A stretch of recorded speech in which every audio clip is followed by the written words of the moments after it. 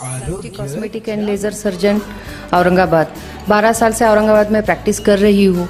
Actually cosmetic surgery यानी जो हम लोगों को भगवान ने जो दिया है उसमें additional changes according to the जो पर्सन्स की रिक्वायरमेंट रहती है, एडिशनल रिक्वायरमेंट रहती है, उसको कॉस्मेटिक सर्जरी बोलते हैं। कॉस्मेटिक सर्जरी में अलग अलग तरीके रहते हैं। बालों से लेके नाखून तक कॉस्मेटिक सर्जरी की जाती है।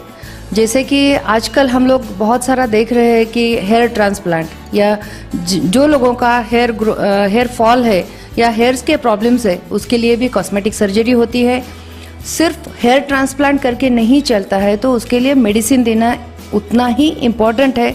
और अगर हेरिडिटी है या फैमिली हिस्ट्री है तो अकॉर्डिंगली हम लोग उसका ट्रीटमेंट देते हैं। उसके बाद अगर हम जाएंगे तो स्किन के ऊपर जा सकते हैं। जैसे कि स्किन के लिए डिफरेंट लेज़र्स है। लेज़र यानी क्या रहता है कि एक समीटे वाले किरण रहते हैं, एकत्रित जो किरण करते हैं उसका एक पर्टिकुलर पोर्शन रहता है और वो स्किन के लिए यूज़ किया जाता है। और किस चीज़ के लिए लेज़र यूज़ किया जाता है, जैसा कि पिंपल्स है, स्कारिंग है, पिगमेंटेशन है, एक्स्ट्रा हेयर ग्रोथ है चेहरे के ऊपर, तो लेज़र अपन यूज़ करते हैं। जैसा हेयर्स के लिए जो रहता है लेज़र डायोड लेज़र है एंड इंडिया लॉन्ग लेज़र है। जैसा बोला जाता है कि हेयर रिमूवल एक जो भी ग्रोथ रहती है उसके डिफरेंट फैक्टर्स रहते हैं क्यों हेयर्स आते हैं। जैसा कि फैमिली हिस्ट्री हो सकती है कि एक्स्ट्रा हेयर्स फेस पे है। दूसरा है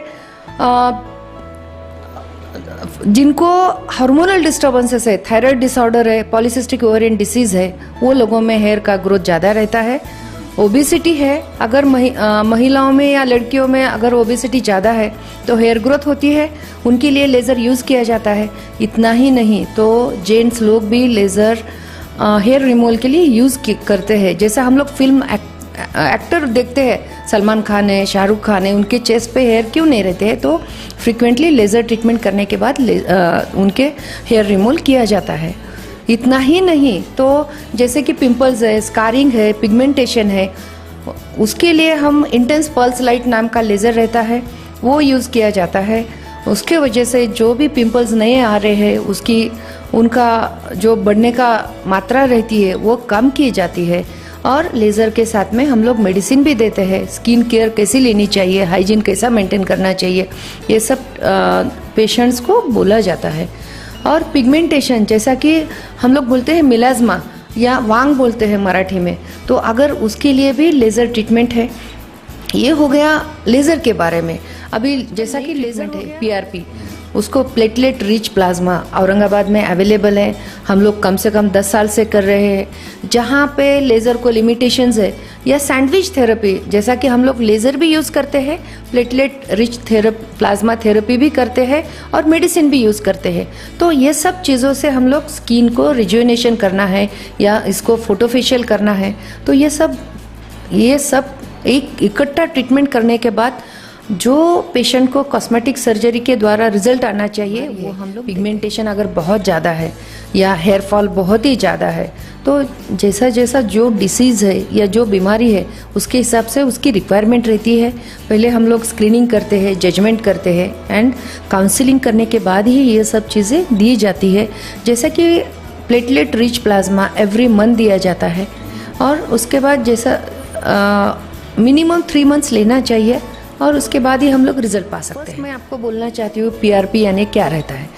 PRP यानी प्लेटलेट रिच प्लाज्मा। पेशेंट का ब्लड, खुद का ब्लड निकाल के उसको प्रोसेसिंग करते हैं एक मशीन में, और करने के बाद जो ब्लड के कंस्टिट्यूएंट्स रहते हैं या डिफरेंट उसके कंटेंट्स रहते हैं वो सेपरेट करके उसमें से जो प्लाज्मा रहता है वो सेपरेट करके उसमें हम लोग मेडिसिन डाल के फिर वो जो एरिया में रिक्वायर्ड है, अगर हेयर फॉल है तो वहाँ पे हम लोग इंजेक्शंस देते हैं PRP के। अगर पिगमेंटेशन है चेहरे के ऊपर तो वहाँ पे सबडर्मल छोटे छोटे इंसुलिन की सिरिंज से इंजेक्शन दिए जाते हैं।